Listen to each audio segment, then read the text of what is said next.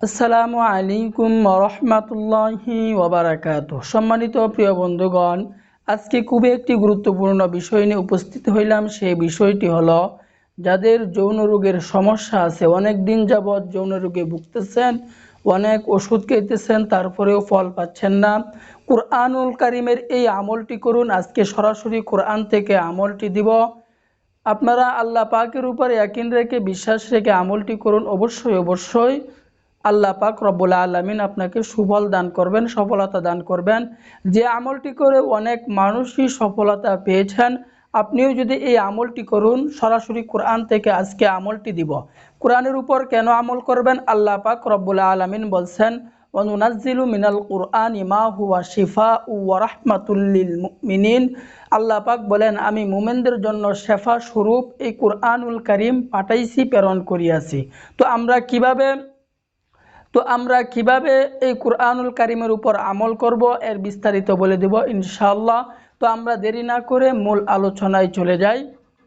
তো আমাদের প্রথমে কাজ হচ্ছে, দেখুন কুরআনুল কারীমের 114টি সূরা আছে। তার ভিতরে একটি সূরা হলো সূরা মুমিন। এই সূরা মুমিনের একটি আয়াতের উপর আমরা আমল করব। আল্লাহ পাকের কাছে এই আমলটি করে চাবো। আল্লাহ পাক রব্বুল আলামিন অবশ্যই অবশ্যই বান্দাকে দিবেন, কারণ বান্দাকে কখনো আল্লাহ পাক রব্বুল আলামিন নৈরাশ করেন না। আল্লাহ পাকের কাছে আমাদেরকে চাওয়ার মতো চাইতে হবে। তিনার কাছে চাইলে আল্লাহ পাক রব্বুল আলামিন অত্যন্ত খুশি হন, আর দুনিয়ার মানুষের কাছে চাইলে দুনিয়ার মানুষ অত্যন্ত বিরক্ত হয়, অত্যন্ত রাগ করে। তো আমরা কিভাবে এই সূরা মুমিনের একটি আয়াত আমল করব? তো সূরা মুমিনের 44 নং আয়াতটি আমরা কিভাবে পাঠ করব, এর বিস্তারিত বলে দেব ইনশাআল্লাহ। তো আমাদের প্রথমে কাজ হচ্ছে, আমরা একেবারেই পাক পবিত্র হয়ে পবিত্র একটি স্থানে বসব। পবিত্র একটি স্থানে বসার পর আমরা এই কুরআনুল কারীমের 114টি সূরার ভিতরে সূরা মুমিনের আয়াত নং 44, পৃষ্ঠা নং, পারা নং 24, পৃষ্ঠা নং 11। আমি আবারও বলছি, সূরা মুমিন, পারা নং 24, পৃষ্ঠা নং 11, আয়াত নং 44। এই আয়াতটি অর্থাৎ ইন্নাল্লাহা বাসীরুম বিল ইবাদ, ইন্নাল্লাহা বাসীরুম বিল ইবাদ, এই আয়াতটি পাঠ করার আগে আমরা পর্যাপ্ত পরিমাণে সরিষার তেল নিব। সরিষার তেল নেওয়ার পর এই আয়াতটি ইন্নাল্লাহা বাসীরুম বিল ইবাদ, এই আয়াতটি আমরা 7 বার পাঠ করব। 7 বার পাঠ করার পর প্রথমে কয়েকবার দুরূদ শরীফ পড়ব, এরপরে এই আয়াতটি 7 বার পাঠ করব, এরপরে আবার কয়েকবার দুরূদ শরীফ পড়ব। দুরূদ শরীফ পড়ার পর আমরা যে সরিষার তেল নিয়েছিলাম, ওই সরিষা তেলের উপর আমরা ফু দিব, দম করব। ফু দেওয়ার পর আমরা 7 দিন পর্যন্ত আমাদের গোপন অঙ্গে মালিশ করব। আল্লাহ পাকের উপর ইয়াকিন রেখে, বিশ্বাস রেখে মালিশ করব। আল্লাহ পাক রব্বুল আলামিন আপনার যৌন রোগের সমস্যা দূর করে দিবেন। কোরআনের উপর বিশ্বাস রেখে, ইয়াকিন রেখে আমল করুন। আল্লাহ পাক রব্বুল আলামিন যদি রোগ মুক্তি না দেন, তাহলে পৃথিবীর কোনো মানুষ আপনার থেকে রোগ নিতে পারবে না, রোগ সরাইতে পারবে না। আর আল্লাহ পাক যদি চান, তাহলে মিনিটের ভিতরে, সেকেন্ডের ভিতরেই আপনার রোগ সমস্যা আল্লাহ পাক দূর করে দিবেন। কারণ আল্লাহ পাক রব্বুল আলামিন তিনি সব কিছুর উপর ক্ষমতা রাখেন, সব কিছুর উপর ক্ষমতাবান। আল্লাহ পাক রব্বুল আলামিন কুন বলার সাথে সাথে ফায়াকুন হয়ে যায়।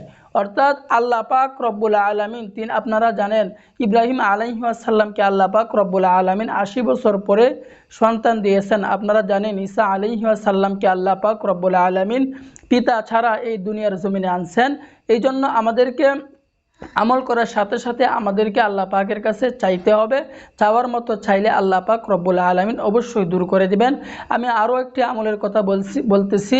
আমরা প্রতিদিন নারিকেল তেল নিব। নারিকেল তেল নেওয়ার পর এই নারিকেল তেল নেওয়ার পর এই নারিকেল তেলটাকে আমরা সামান্য গরম করব। গরম করার পর আমরা এটাকে আবার ঠান্ডা করব। ঠান্ডা করার পর আমাদের লিঙ্গের মধ্যে সমস্যা, এই লিঙ্গে আমরা মালিশ করব। কিছুদিন মালিশ করব, তাহলে আমাদের সমস্যাগুলা দূর হয়ে যাবে। আরও আমরা এই যৌন সমস্যা দূর করার জন্য আরও আমরা কাজ করতে পারি। সূরা ফাতিহা 7 বার পাঠ করে আমরা প্রতিদিন সকালবেলায় রসুনের একটি কোয়া নিব। রসুনের একটি কোয়া নেওয়ার পর আমরা সকালে 7 বার ফু দিয়ে সূরা ফাতিহা 7 বার পাঠ করে ফু দিয়ে রসুনে ফু দিয়ে আমরা সকালে খাবো একটি ক, দুপুরে খাবো একটি ক এবং রাত্রে খাবো একটি ক। অথবা আমরা প্রতিদিন সকালে আমরা ওই কালো জিরা খেতে পারি, আমরা কালো জিরা খেতে পারি, মধু খেতে পারি। এগুলো খেলে আল্লাহ পাক রব্বুল আলামিনের অশেষ মেহেরবানিতে আপনার সমস্যা দূর হয়ে যাবে। তো প্রথম যে আমলটির কথা বললাম, আমরা এই আমলটি যাদের সমস্যা আছে আপনারা এই আমলটি ট্রাই করুন। অবশ্যই অবশ্যই আল্লাহ পাক রব্বুল আলামিন আপনার সমস্যা দূর করে দেবেন। দেখেন তিনি হলেন গফফার, সাত্তার তিনার নাম। তিনি অনেক দয়ালু, তিনার কাছে চাইলে তিনি অত্যন্ত খুশি হন। আর তিনি দেওয়ার জন্যই বান্দাকে শেষ রাত্রিতে ডাকতে থাকেন যে কেউ আসো নাকি অভাবগ্রস্তওয়ালা আমার কাছে চাও, কেউ আসো নাকি ঋণগ্রস্তওয়ালা আমার কাছে চাও, আমি আল্লাহ পাক রব্বুল আলামিন তোমাকে দিব, তোমার রোগ মুক্তি আমি করব। দুনিয়ার মানুষের কাছে ফিরলে ঘুরলে, দুনিয়ার মানুষের কাছে চাইলে দুনিয়ার মানুষ তোমাকে দিতে পারবো না, আমি আল্লাহ পাক রব্বুল আলামিন তোমাকে দিব, তোমাকে দান করব। এই কারণে আমরা আল্লাহ পাকের কাছে কাজ দিলে চাইবো অবশ্যই অবশ্যই আল্লাহ পাক রব্বুল আলামিন আমাদেরকে দিবেন, কখনোই নৈরাশ করবেন না।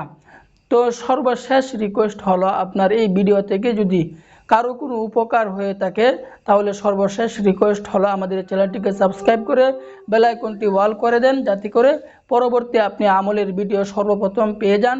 আল্লাহ পাক রব্বুল আলামিন আমাদের সকলকে বুঝার আমল করার তৌফিক দান করুন, আমিন।